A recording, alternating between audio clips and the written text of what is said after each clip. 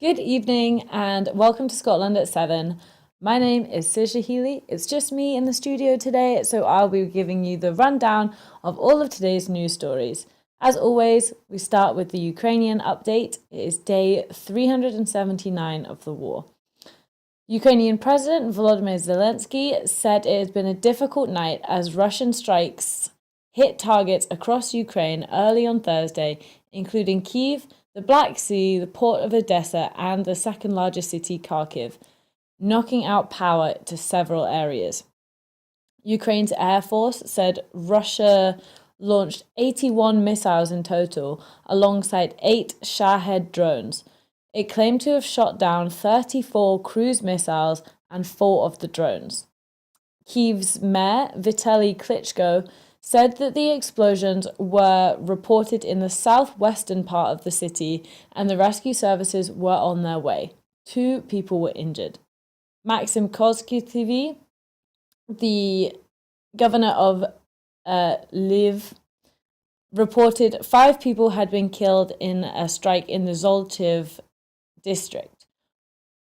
Oleh Sinhabov, governor of Kharkiv, said 2 women in their 70s had been injured by a strike on Pisochin.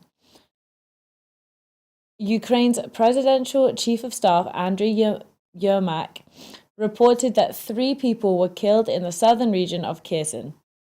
Ukraine's foreign minister, Dmitry Kuleba, has described the overnight strikes as without military purpose and just Russian barbarism.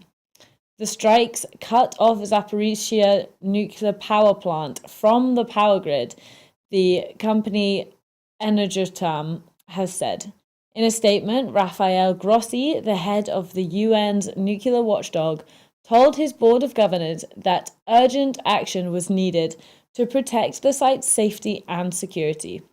President Zelensky has said that he will not meet Vladimir Putin until Russia leaves Ukraine. Ukraine's president appeared on CNN on Wednesday night in a pre-recorded interview. When asked by Wolf Blitzer what it would mean to get him to meet Putin, Zelensky said, "We do not have any circumstances to talk to the Russian Federation president because he doesn't hold his word." Ukraine will take part in the European Union country scheme to jointly buy gas, the bloc's energy policy chief has said today.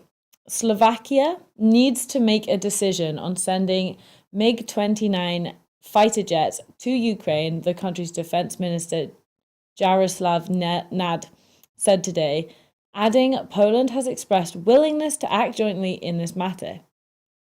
The Pentagon has been accused of blocking the sharing of US intelligence with the ICC, the International Criminal Court, about Russian war crimes in Ukraine. Zelensky has invited the US House Speaker, Kevin McCarthy, to visit Ukraine as doubts over support for Kyiv's war efforts simmer in Congress, particularly among conservatives. The US obtained a warrant to seize a Boeing aircraft owned by Russian oil company Rosneft that is valued at over $25 million, so that roughly is £21 million. The US Justice Department has said. Moving back home to the SNP leadership race is well and truly underway after a very contentious debate on Tuesday, the first one of this leadership campaign. Some media reports have claimed that the party is at war with itself, with none of the 3 candidates holding back in the election. Hamza Yousaf has appeared to come out on top after the debate. A new poll from Ipsos Mori has shown that he has pulled ahead of Kate Forbes and Ash Reagan to become the favourite in the race. Ahead of the Channel 4 News SNP leadership debate, the polling found that 1 in 3 SNP voters agreed that Hamza would make the best First Minister. The gender recognition reform bill continues to be one of the key policy matters dividing the candidates. Yousaf has categorically stated that the enactment of Section 35 is an attack on Scottish democracy and he will progress with judicial review to challenge it. Ash Regan resigned her junior ministerial position over the GRR and has been resolute in her statement that the SNP has lost its way. Kate Forbes has declared herself to be a reset candidate, but has not yet been able to escape the scrutiny over issues like same-sex marriage and the impact that her religious beliefs may have on her government. Moving down south to England, Boris Johnson has been urged to stick to his job as an MP and save the speeches he charges private companies millions of pounds to hear for the House of Commons. Having already made more than £3.7 million in 2023 alone, the former Prime Minister has faced criticism for the limited time he spends making contributions in Westminster. New figures released by the Westminster Accounts investigation, led by Sky News, show Johnson's outside pay this year accounts for about 85% of that for all MPs. Now, there's no suggestion of wrongdoing, and Johnson is said to have ensured that all of this extra pay has been declared in line with the rules. Johnson has spoken in the Commons 16 times across 10 days since leaving Downing Street last September. He has received free accommodation worth tens of thousands of pounds and racked up millions for speeches and an advance on his memoirs. All of this is on top of his £84,000 salary as an MP and the six-figure annual allowance available to all former Prime Ministers. The former Tory cabinet minister Stephen Durrell said if he wants to be taken seriously as a contributor to the political debate, the place where political debate should take place is the House of Commons. Durrell suggested Johnson could not decide whether he wanted to be a private figure earning good money because he has a high profile or remain a public figure. From one Tory mishap to another, ministers are set to delay the construction of key sections of the HS2 rail line, with a statement expected to outline the extent of the budget overrun amid soaring inflation rates. It's understood that parts of the high-speed network between Crewe and Birmingham are likely to be delayed or trimmed, while full running of trains into London Euston may be held off further. At least £2 billion more will be needed for the London-Birmingham stretch alone since the last official update in October, well above the contingency sums in the initial £44.6 billion funding. This is casting doubt over the prospects for the full delivery of the network. Ministers have repeated their commitment to a high-level £96 billion rail plan drawn up last year, but less is likely to be built for that money than originally anticipated.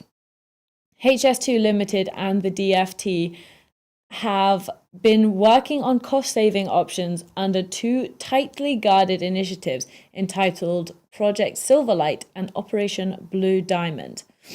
Although delays have long been acknowledged to have increased the eventual overall cost of infrastructure projects such as HS2, the current economic climate and the Treasury pressure is leading ministers to consider deferring parts of the scheme. The completion of the line into London Euston could be knocked back further until the 2040s, with insiders suggesting that the London terminus is not required until the line to Manchester is open. Under the last announced schedule, London-Manchester trains will start to run sometime between 2035 and 2041, but that timescale faces being pushed back even further, potentially by another 4 years. Senior civil servants and ministers warned the Commons Transport Select Committee in January that tough decisions would be needed, potentially putting other rail or even wider transport projects on hold if HS2 was backed. The Department of Transport spokesperson said spades are already in the ground on the HS2 project and we remain committed to building a line from Euston to Manchester.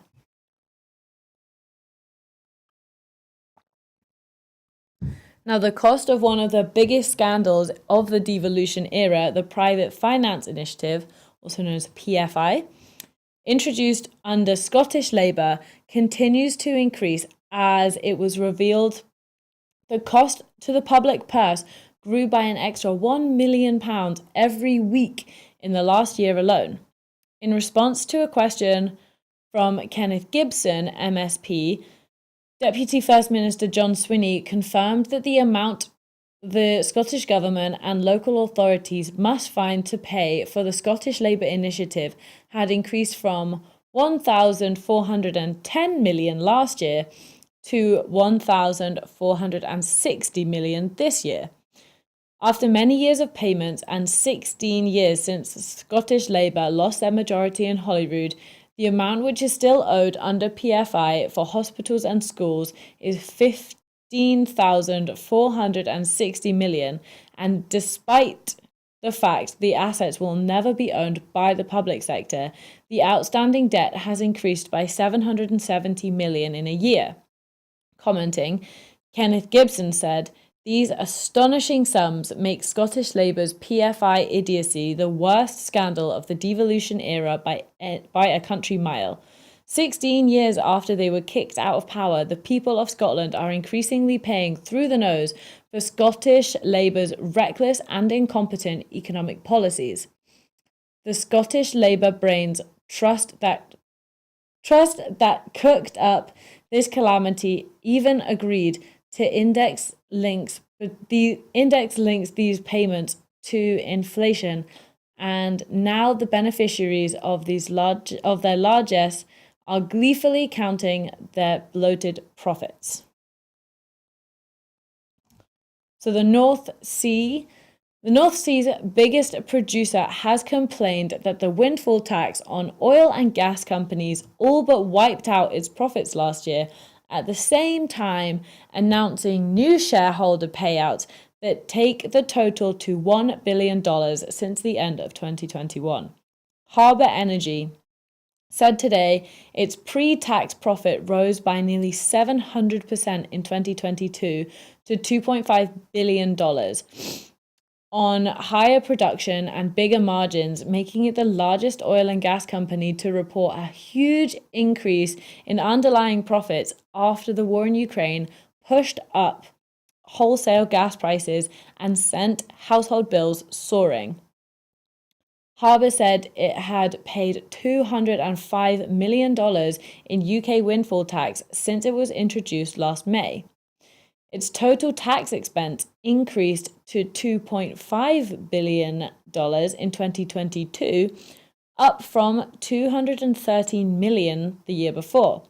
Despite this, the company announced it would spend $200 million buying back its shares, announced a final dividend worth of $100 million, and said shareholder returns since December 2021 had totaled $1 billion. However, Richard Murphy, the professor of accounting practice at the University of Sheffield Management School, said that the $1.7 billion charge relating to the windfall tax is an estimate and would not necessarily arise.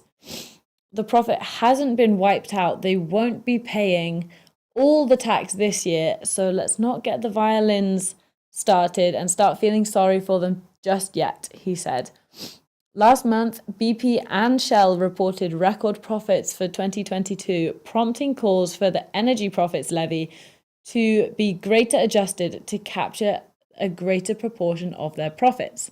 However, Harbour has seen its shares slide since the windfall tax was toughened by the Chancellor Jeremy Hunt in November, and has been very vocally critical of the levy.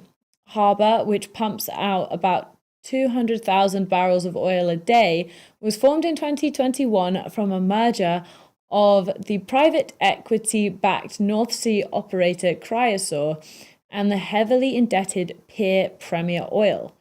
Cook is among the best paid executives in the sector. Shares in Harbour, which has a market value of £2.4 billion, and also has operations in Vietnam, Mexico, Indonesia, and Norway, were up 1% on Thursday. Staying with the fossil fuels theme, the UK government has given £20 billion more in support to fossil fuel producers than those of renewables since 2015. The research, commissioned by the Liberal Democrats, found that while renewable energy was given £60 billion in support over that time, fossil fuel companies were given close to £80 billion. In 2020, renewable energy support was greater than fossil fuel support for the first time. However, fossil fuels have been receiving greater additional investment recently. From 2020 to 2021, they received an extra £1 billion in support from the government compared with 2020, a 10.7% increase. For renewable energy in the same year, total support for projects increased by just £1 million, or 0.01%. Analysis by the House of Commons Library found that a fifth of the money given directly to the fossil fuels industry was to support the new extraction and mining. In 2021, support for fossil fuel extraction rose by 20% to nearly £2 billion. Politicians have asked the government to put net zero at the heart of policy decisions instead of funding fossil fuel corporations. Fossil fuel companies have been criticised for not investing sufficiently in renewables despite getting tax breaks and funding from the government. Shell and BP made £32 billion and £23 billion in profit last year, respectively, while energy bills rose.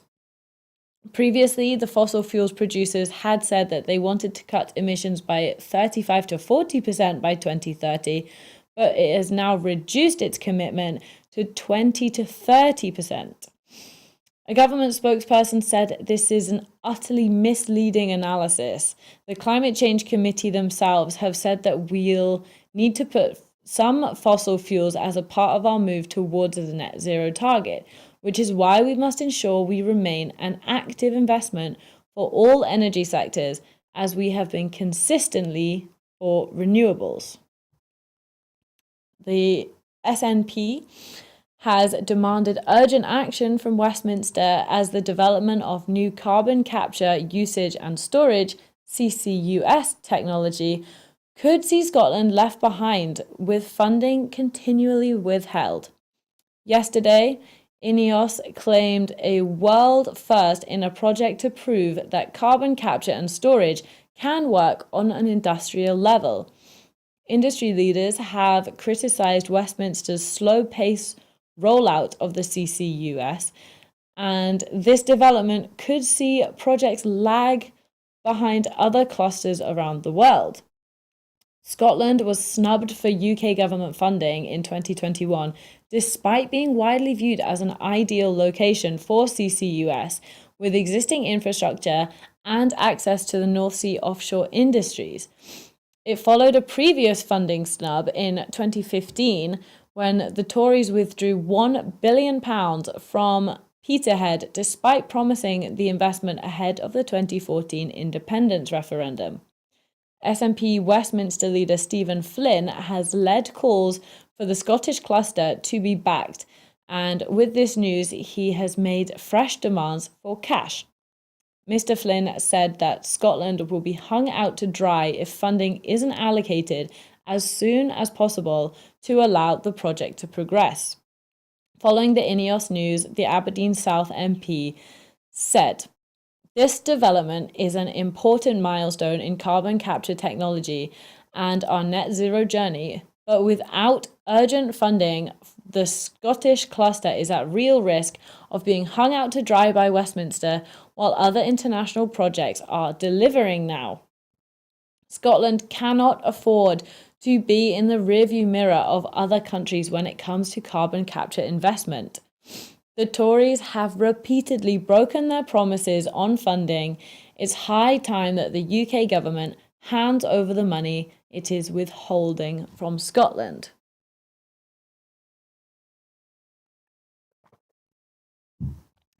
Moving over to America now, and Fox News are in hot water due to an ongoing defamation case filed against them.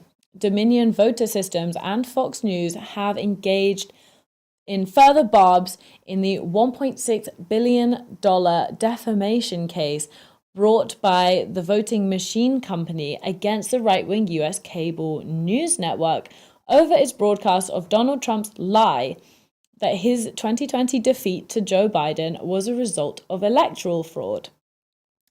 In a court case filing, Dominion has asked a judge to decide the case in its favor because it has said Fox News has produced no evidence supporting the lies they circulated. Executives from Fox News owner Rupert Murdoch down to top hosts including Tucker Carlson, Sean Hannity, and Laura Ingraham have been shown to have derided Trump, his surrogates, and the lies that they pushed about the 2020 election, but have continued to give them airtime, fearing viewers would desert to competing networks. In its response to Dominion on Wednesday, Fox News called the lawsuit an unprecedented effort to punish the press for covering and commenting on the most newsworthy story of the day. And it is an effort to publicly smear a media organization just for having the temerity to cover and comment on allegations being pressed by a sitting president of the US.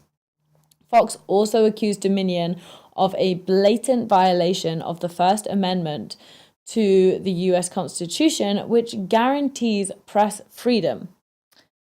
Experts believe the case could prove severely costly for Fox News, even though defamation lawsuits are notoriously difficult to win.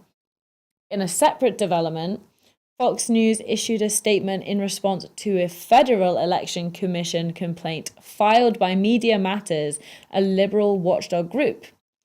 Media Matters say a decision by Murdoch to share a Biden campaign ad with Trump's son-in-law and chief advisor Jared Kushner, a move revealed in the filings of the Dominion lawsuit, represents an illegal campaign contribution and is punishable by a fine. Back to Scotland, and support for community groups bringing people together and communities together to tackle isolation has been launched today. The £3.8 million Social Isolation and Loneliness Fund is part of a new plan, Recovering Our Connections, that aims to reduce inequality by bringing people from communities across Scotland together. Equalities and Older People's Minister Christina McKelvey said, "As our society changes, there is increasing recognition of social isolation and loneliness as major public health issues that can have a significant impact on a person's physical and mental well-being. The Social Isolation and Loneliness Fund will provide vital, longer-term support for organizations and projects working on the ground to bring people together and build connections in communities throughout the country." And our final story of the night is on the historic Declaration of Arbroath, which will be displayed at the National Museum of Scotland this summer for the first time in 18 years. The display has been organised in partnership between the National Museums of Scotland and the National Records of Scotland, who are custodians of the document. The famous document will be on show from the 3rd of June to the 2nd of July in 2023. The document has not been on display for 18 years when it was last on show at the Scottish Parliament. The iconic and fragile 700-year-old document can only be displayed occasionally in order to ensure its long-term preservation. The declaration was initially due to be displayed in April 2020 to coincide with its 700th anniversary, but had to be postponed due to the pandemic. The new summer date has been chosen to give as many people the rare chance to see one of Scotland's most important historical documents. The Declaration of Arbroath is a letter dated the 6th of April, 1320, written by the barons and freeholders of Scotland on behalf of the Kingdom of Scotland to Pope John the 22nd, asking him to recognise Scotland's independence and acknowledge Robert the Bruce as the country's lawful king. The letter also asks the pontiff to persuade Edward II of England to end hostilities against the Scots, so that their energy may be better used to secure the frontiers of Christendom. The declaration was probably drafted at a meeting of the king and his council at Newbattle and then written up in the scriptorium of Arbroath Abbey. Written in Latin, it was sealed by 8 earls and about 40 barons. It was authenticated by seals, as documents at that time were not signed. Only 19 of those seals now remain.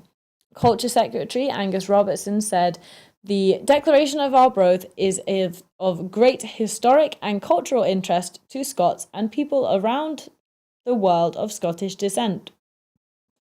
The display of this iconic document will give people from across Scotland and further afield a wonderful opportunity to visit the museum and see this important piece of history for themselves." Well, that's it for this evening. Thank you so much for tuning in. Before I go, I just wanted to remind you that at Broadcasting Scotland, we depend heavily on the generosity of our supporters. So to everyone who has donated and everyone who makes regular monthly payments, thank you so much.